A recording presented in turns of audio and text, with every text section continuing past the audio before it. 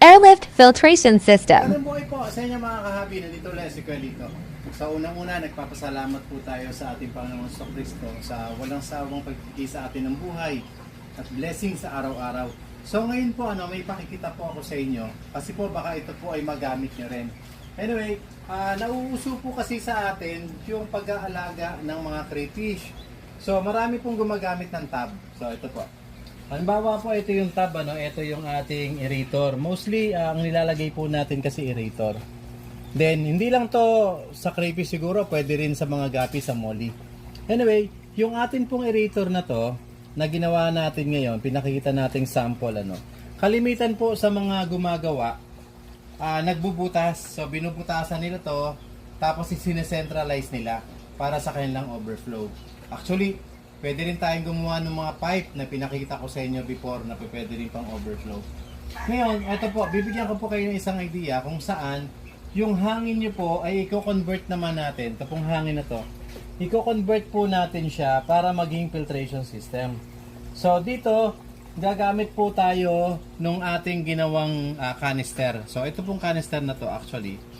Ito po yung pwede natin gawing alternative na instead na bula lang, magsasala na at the same time ay beneficial din kasi meron po itong mga medyas na ilalagay natin. So dito po, halimbawa po ito, so ito yung hook, i-hook ko lang po ito dito.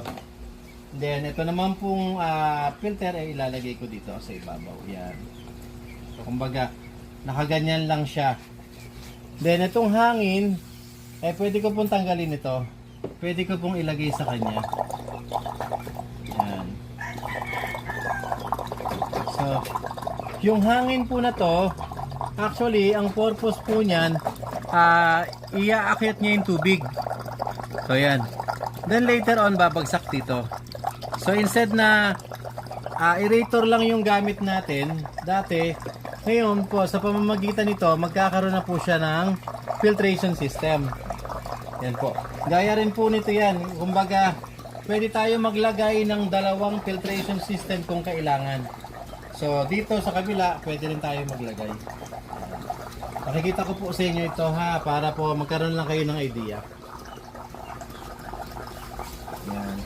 So, dito po, makikita nyo po ito, bumabagsak na yung tubig.